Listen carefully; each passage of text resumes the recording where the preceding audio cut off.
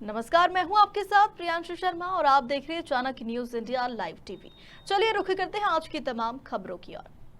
इस वक्त की बड़ी खबर इंदौर से आ रही है, जहां प्रदेश के शिवराज मामा भांजे भांजियों को दे रहे सौगात। वहीं दूसरी ओर इंदौर के मामा कर रहे अत्याचार।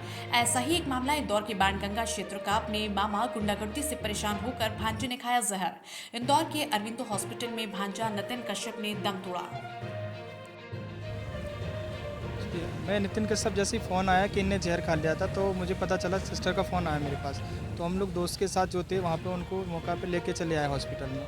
तो बताया इनने कि बताते जा रहे थे, तो डॉक्टर ने आईसीयू में इनको एडमिट करने के बाद कुछ टाइम तक तो यहाँ पे रहे। फिर उनको शिफ्ट करने के बाद जब बात करनी है, बढ़िया ठीक ठाक बात कर रहे थे, सब अच्छे से बात कर रहे थे। तो हम लोगों ने पूछा क्यों हुआ ऐसा, तो उन्होंने बताया कि भैया मैं थाने पे गया हूँ, थाने से अभी मुझे कोई वो नहीं मिल रही। तो हमने पूछा कि थाने पे किन से बात हुई आपकी, तो बता रहा है कि बिरथारे टीआई हैं कोई। तो बोले हम 1 साल से कंटिन्यू बात कर रहे हैं, हमें हमेशा ये दिया जाता है कि हम आज करवाते हैं, कल करवा देते हैं। यहाँ से उनकी छोटी मोटी दुकान चल रही थी, बच्चे का ऑपरेशन कर रहे हैं, तो उनको ये बोल दिया जाता था कल आना परसों आना। कभी कभी तो गाली गलौज करके उनको भगा दिया जाता था।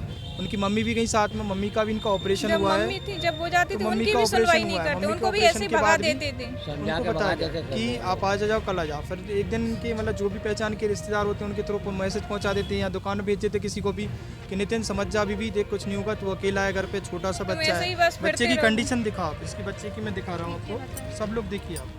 ये अभी भी डायपर पहनता है, ये इतना बड़ा बच्चा है। 4 ऑपरेशन हो गए इस बच्चे के।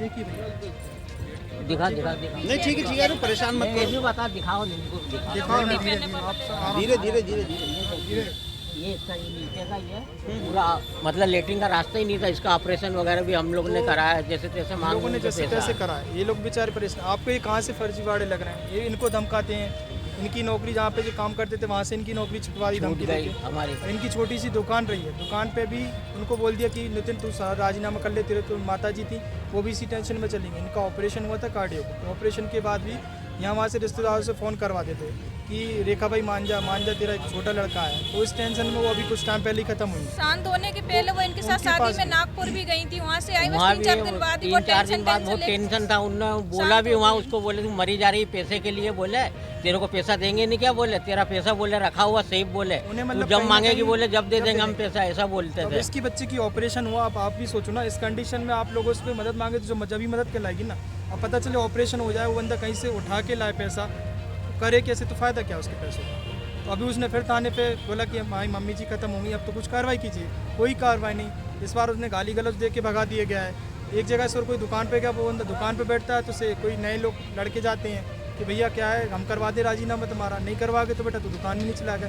इस तरह की एक क्राइम चित्र की भाषा होती है। अगर उस चीज़ को बंदा मानसिक प्रताड़ित होने के बाद फाइनली वो इनसे अब क्या बोले, कल के दिन बच्चे को स्कूल जाना है, इसका रिकॉर्ड स्कूल में नहीं गया है, वो मेंटल हर कोई टेंशन नहीं होगा। छोटे से बच्चे का है, महीने में उसे 4-5 हज़ार की दवाई लानी है, दवाई लाने के बाद उसको फीस भी बननी है। अगर वो चीज़ें नहीं हो रही तो बंदा कहाँ जाएगा मेंटल होकर। और कल के दिन अगर मैं आपसे 10 रुपये ले लूँ कि मुझे भैया 10 रुपये दे दो, दुकान चालू कर रहा हूँ, तो 10 रुपये मुझे लौटाने भी तो है, तो धमकी की वजह से वो दुकान भी नहीं चला पा रहा है।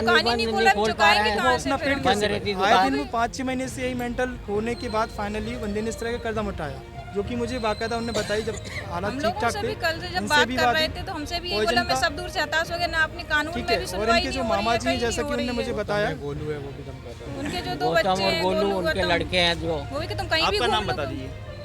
मेरा सर, मैं पवन प्रजापति हूँ, इनका छोटा भाई हूँ। इनकी पहली सलाह तो मैं आज तक में मतलब नहीं रहा। आपका नाम बता मैंने कभी इन लोग को इन्वॉल्व नहीं करा है। नाम बता दीजिए। मेरा नाम पूनम कश्यप है, उनकी पत्नी हूँ नितिन कश्यप की मैं।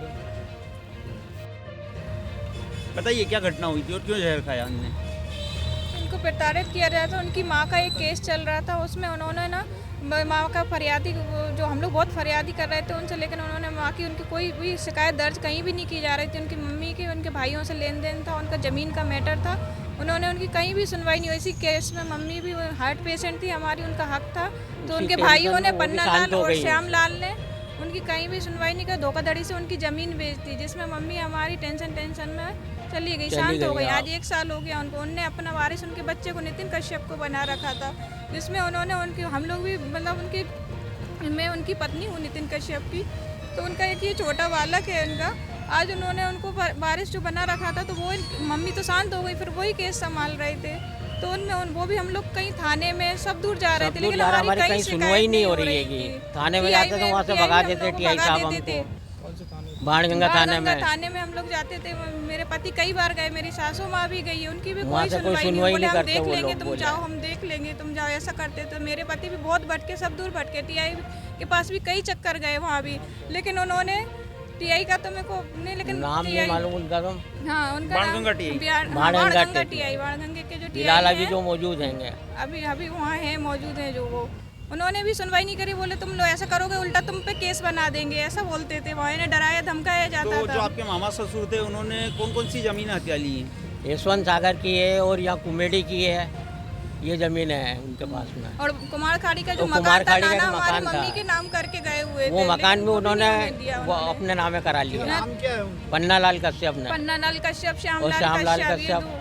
और अनिल अनिल कश्यप, उनके कश्यप। जो बच्चे हैं वो भी हमारे पति को, नितिन कश्यप को बहुत डराते डराते धमकाते, बोले मार डालेंगे कई तेरे दिनों को, से तो बोले हम लोग कंटिन्यू दुकान यही भी नहीं टेंशन खोल ज्यादा पा रहे थे रहता हम लोग। बच्चे को। ना बच्चों को स्कूल भी नहीं गया। आज आप रिकॉर्ड, स्कूल रिकॉर्ड में आज भी 6 आप महीने पूछ से बच्चा सकते हैं। स्कूल नहीं जा रहा है, उसकी तो फीस भले नहीं आप भराई स्कूल है। रिकॉर्ड में पूछ सकते हैं, ये बच्चे कई टाइम से स्कूल ही नहीं गए ये बच्चे। तो उनके डराने धमकाने के कारण दहशत में उन्होंने जहर खा हाँ, लिया। सब उन्होंने दूर से जेल खा हताश लिया। हो गए, हताश हमारी हो गए, ना कई TI साहब के पास सुनवाई नहीं हो रही थी हमारी, तो फिर क्या करता वो बच्चा हमारा।